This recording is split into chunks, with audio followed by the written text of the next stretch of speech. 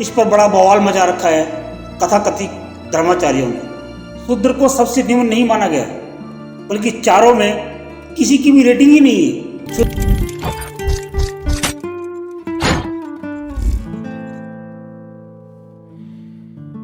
उपयुक्त वर और वधु की तलाश।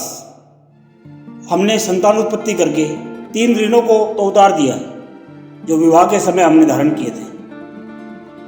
अपनी समझ से समझाकर, पढ़ाकर, सभी अच्छा बुरा बताकर हमने अपनी संतान को इस लायक बनाया है कि वह गृहस्थ आश्रम में प्रविष्ट हो, और वो भी 3 ऋणों को उतारने का मार्ग प्रशस्त करे।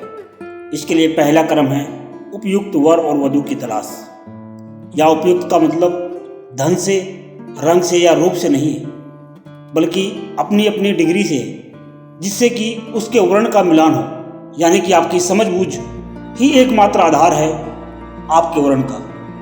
मैं अम्बेडकरवादी भाइयों से आग्रह करूंगा कि ये वर्ण का वास्तविक अर्थ क्या है, ये जानने की कोशिश करें। हमारे धर्म ग्रंथों में ये वर्ण शब्द बहुत बार उपयोग में आया है, पर हमारा दुर्भाग्य जो कभी इसका मूल अभिप्राय नहीं जान पाए, और 1872 में ब्रिटिश वाइसराय लॉर्ड मेयो ने जनगणना में जाति आधार पर जनगणना करवाई। उन्होंने कुछ धार्मिक ग्रंथों के रेफरेंस लिए और जो उसके हिसाब से रिलेवेंट लगा वो रखा। जैसे हमारे यहाँ 4 वर्ण हैं, जिसमें अपग्रेडेशन और डिग्रेडेशन दोनों हैं। अपग्रेडेशन और डिग्रेडेशन होना यानी हमारे यहाँ वर्ण कर्म के अनुसार बदल सकते हैं। हम जिस कार्य में हैं वो ही हमारा वर्ण है, परंतु वाइसराय को इसमें जाति दिखी, क्योंकि उनके यहाँ ये नहीं मिलती। वो उनको समझ में ही नहीं आया, तो वो निकाल कर जाति के नाम पर बांट दिया। 1872 में जनगणना करके उसको पक्का कर दिया, जो आज लोगों की मनोस्थिति में घर कर गया है। तब से ही ये चल रहा है। हर 10 साल में जनगणना जाति के हिसाब से भी की जाती है, जबकि इसकी कोई आवश्यकता नहीं है। ये जो कैटेगरी है, वर्ण है, यहाँ सनातन की खूबसूरती, एक विशेषता ये भी है कि यहाँ जो भी बात कही गई है समस्त प्रकृति के लिए, यानी कि हर जगह 4 वर्ण है। वर्ण विशेष पर यह वीडियो जातिगत की व्यवस्था पर नहीं, बल्कि जातिगत की सोच पर चोट करेगा। वीडियो पूरा देखिएगा। चैनल को सब्सक्राइब नहीं किया है तो प्लीज़ पहले सब्सक्राइब कर दें। लौटते हैं वर्ण पर।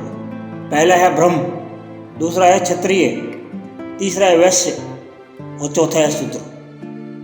अब हम लगा बैठे हैं कि ये शूद्र यानी कि सबसे निचला पायदान। नहीं, ये क्रमांक है बौद्धिक और शारीरिक क्षमता का। पर अपने यहाँ कुछ एक इसे एज ए सरनेम यूज कर रहे हैं कि मैं ब्राह्मण हूँ, मैं क्षत्रिय हूँ, खुद के ही व्याप पे, जबकि यह वर्ण मनुष्य अपने पुरुषार्थ से हासिल करता है।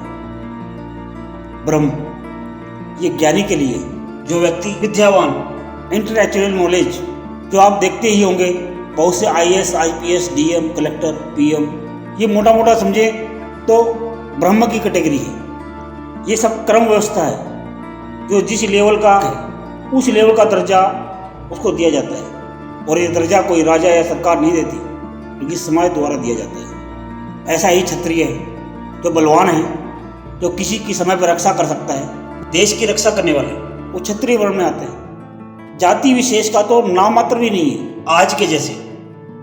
ऐसे ही वैश्य, व्यापार करने वाले का वर्ण वैश्य है।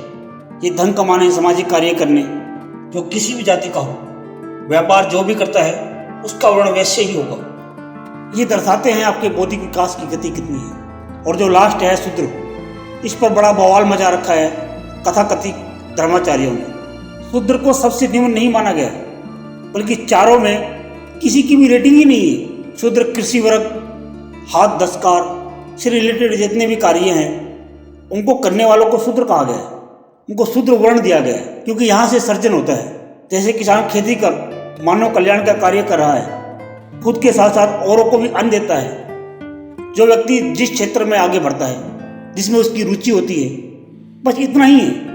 हमारे यहाँ काम छोटा या बड़ा नहीं होता। कोई यादव के घर पैदा हुआ और बढ़िया बिजनेसमैन है, तो वो शूद्र, क्षत्रिय या ब्रह्म नहीं है, वो वैश्य है। वैसे हम धीरे धीरे आते जा रहे हैं, क्योंकि हमने नई जातियाँ बनानी सीख ली हैं, जैसे doctor society, teacher society, businessman society.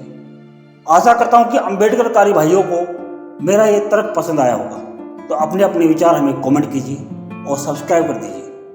विवाह संस्कार के परिवेश में भी वर्ण मिलान बहुत जरूरी है, क्योंकि बिना योग्यता मिलान के विवाह सर्वदा अनुचित रहा है। इसके लिए व्यक्तिगत हित को छोड़कर एकमात्र धर्म कार्य हेतु चुनाव करेंगे, जो कि इस मनुष्य देह का एकमात्र उद्देश्य है, तो आपकी संतान ग्रस्त आश्रम में उच्चतम आयाम को छुएगी, नहीं तो शॉर्ट सर्किट होगा ही।